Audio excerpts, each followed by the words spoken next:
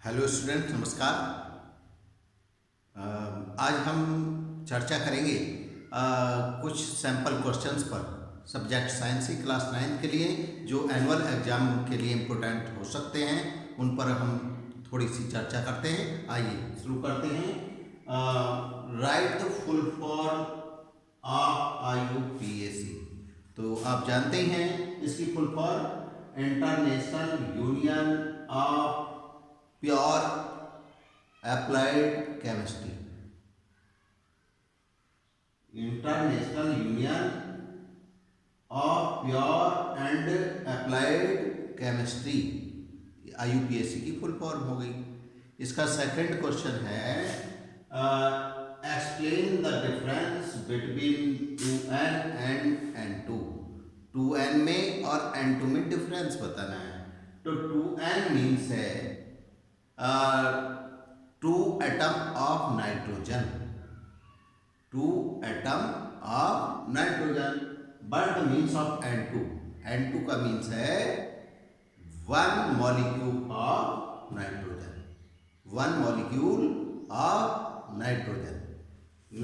Next question, an element B shows valencies of 4 and 6. Write the formulae of its two oxide. B की valency बता रखी है। B की दो valency हैं 4 एंड 6।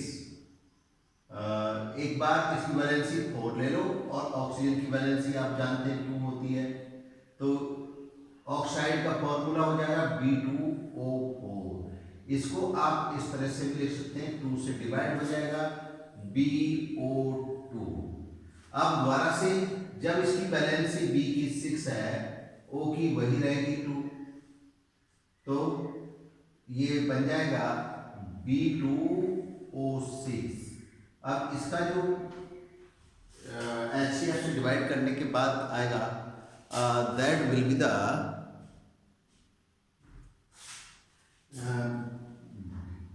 मैं नीचे लिख देता हूं इसका BO3। अंडरस्टूड। दोबारा देख लीजिए, B की वैलेंसी 4 है, O की वैलेंसी 2 है। तब जो आपका फॉर्मूला बनेगा मतलब एलिमेंट के ऑक्साइड का, दैट विल बी B2O4। अब इसके HCF से डिवाइड कर देंगे 2 से।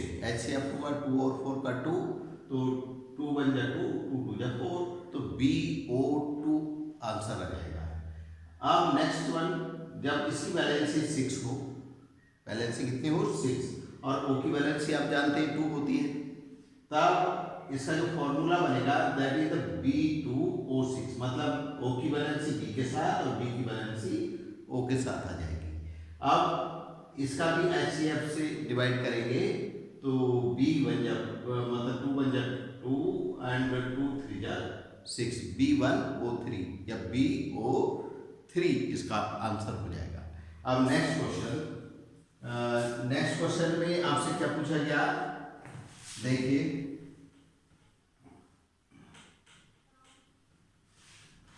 नेक्स्ट क्वेश्चन में आपसे पूछा गया है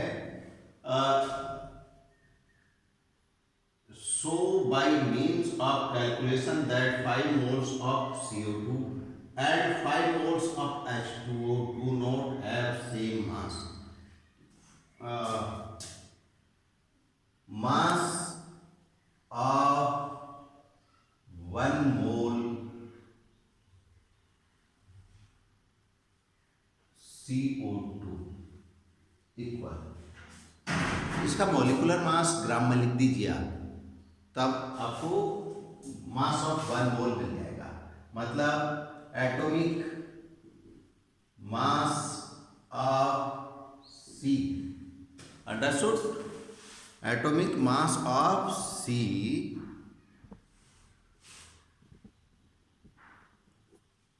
and plus atomic mass of O into 2, मतलब 12 प्लस 60 इंटू 2, तो 12 प्लस 32 दैट इज द 44। ये मास ऑफ 1 मोल CO2 हो गया। आपको मास पता करना है 5 mole of CO2। Mass of 5 mole CO2 equal 5 into 44 gram, that is the 220 ग्राम। इसी तरह से हम H2O में फाइंड करेंगे। तो अब हम पता करते हैं mass of 1 mole H2O equal, बिल्कुल वही तरीका आएगा,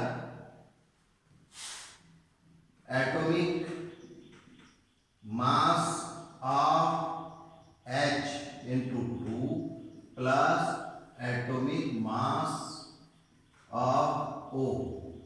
तो H का होता है 1 इंटू 2 प्लस 16, तो 2 प्लस 16 इक्वल 18 ग्राम। अब mass of 1 mole H2O it is 18 ग्राम। कितना आ गया? 18 ग्राम। अब आपको मास पता करना है, mass of 5 mole H2O equal 5 into 18 gram, that is the 90 ग्राम। 90 ग्राम आ गया। अंडरस्टूड? अब ये देखिए, क्या ये दोनों इक्वल आए? These are not equal. अगर इनका डिफरेंस निकालना है, डिफरेंस पूछा जाए, तो difference of these masses equal greater है 220 ग्राम माइनस 90 ग्राम। अंडरस्टूड? अब माइनस करके उसका बता सकते हैं। नेक्स्ट क्वेश्चन पे आते हैं हम। Define mole, what two things that a mole represent. Mole क्या है? तो आप जानते ही हैं, mole is the number, mole एक ऐसा नंबर है जो मतलब यूज होता है एक पर्टिकुलर नंबर के लिए, that is the 6.022 into 10 to the power 23। अगर इतने पार्टिकल्स हैं, नंबर ऑफ पार्टिकल्स के लिए यूज होता है। अगर group of particles whose number is 6.22 into 10 to the power 23 हों, पार्टिकल्स हों, तो उसे 1 मोल पार्टिकल कहते हैं। अंडरस्टूड? ये किसे रिप्रेजेंट करता है? जैसे 1 मोल एटम में कितने पार्टिकल होंगे? 6.022 into 10 to the power 23 atom होंगे। और 1 मोल सब्सटेंस में कितने मॉलिक्यूल होंगे? तो वो भी 6.022 into 10 to the power 23 molecule होंगे। इसी तरह से आयंस पूछे जाए तो वो भी इतने ही होंगे। तो किसी सब्सटेंस में नंबर ऑफ पार्टिकल्स बताने के लिए जिस यूनिट का यूज होता है उसे हम मोल कहते हैं। अब unit of substance which represent the number of particles in that substance is called mole. वो मोल है। अंडरस्टूड? तो अब नेक्स्ट आगे चलते हैं। What is the mass of 0.2 moles of oxygen. अब ऑक्सीजन का आपको 0.2 मोल ऑक्सीजन का मास बताना है। तो आप मोल की डेफिनेशन इस तरह से दे सकते हैं, mole is the link between mass and the number of particles. Mole is the link between mass and number of particles. उनके मास और नंबर ऑफ पार्टिकल्स के बीच में एक लिंक स्थापित करता है कि कितने पार्टिकल्स का मास कितना होगा। ये कौन रिप्रेजेंट करता है? मोल। तो हमें बताना है mass of 1 mole oxygen equal gram atomic mass, that is the. अब इसमें आपको क्या बताना है, ऑक्सीजन का 0.2 मोल्स का बताना है। तो एक में कितना होता है 32 ग्राम। अब आपको बताना है कितने का mass of 0.2 mole of oxygen equal 0.2 into 32 ग्राम। तो कितना हो जाएगा, देखिए ये हो जाएगा 0.64 ग्राम।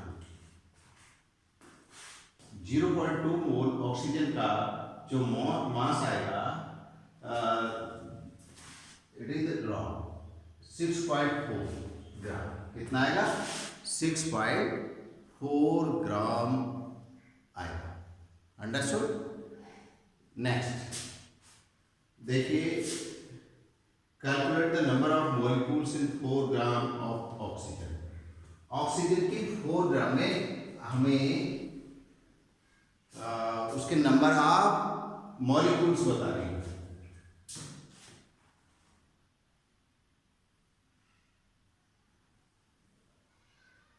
देखिए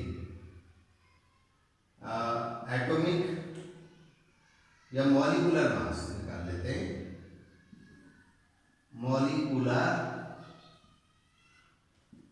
मास ऑफ ऑक्सीजन इक्वल 60 मतलब 32 ग्राम होता है। तो 32 ग्राम ऑक्सीजन कंटेन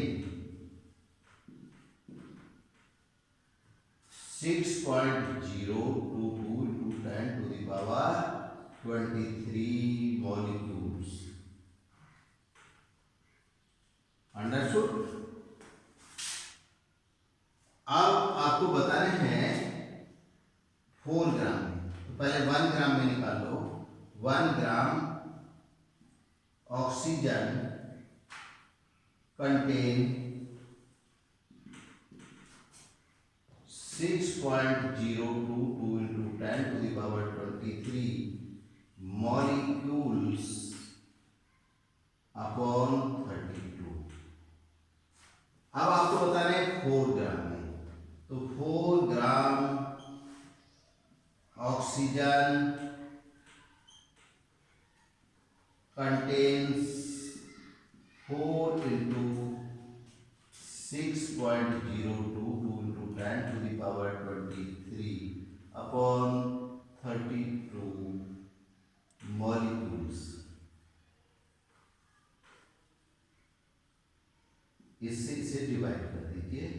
तो यह आएगा 6.022 into 10 to the power 23 molecules upon 8।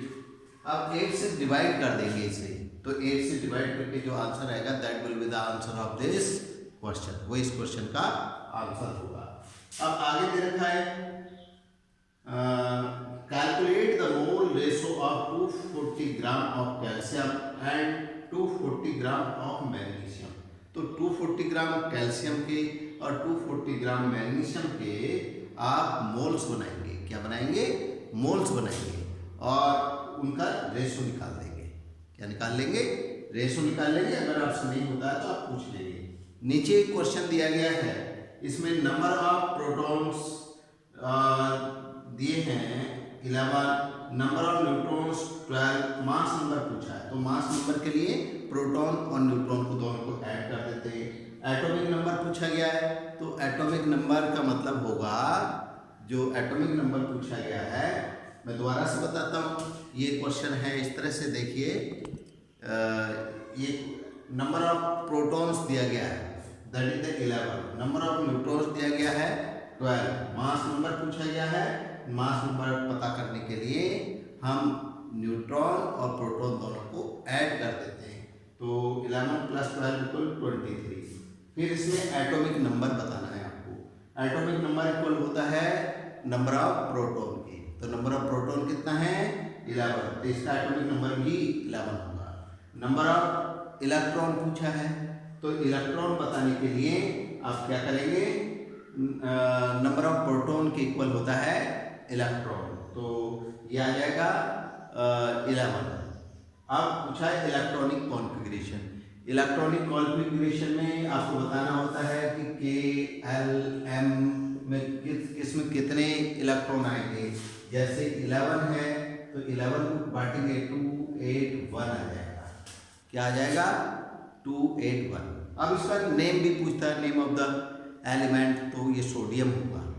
इसी तरह से कुछ और दे सकता है आपको, जैसे इसमें नेक्स्ट में दे दिया है नंबर ऑफ न्यूट्रॉन 18 है, मास नंबर 35 है। तो अगर प्रोटॉन पूछा जाएगा तो प्रोटॉन पता करने के लिए आप मास नंबर से न्यूट्रॉन्स को माइनस कर देंगे तो 17 आ जाएगा। एटॉमिक नंबर पूछेगा तो जितने प्रोटॉन आए हैं उतना ही उसका मास नंबर होगा, दैट इज द 17। अब इलेक्ट्रॉन पूछेगा, जितने प्रोटॉन हैं उतना ही उसका इलेक्ट्रॉन होंगे, और इलेक्ट्रॉनिक कॉन्फ़िगरेशन हो जाएगा 2, 8, 7। क्या हो जाएगा 2, 8, 7।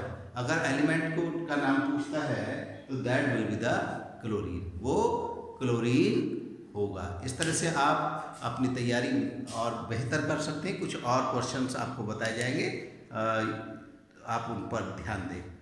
नमस्कार।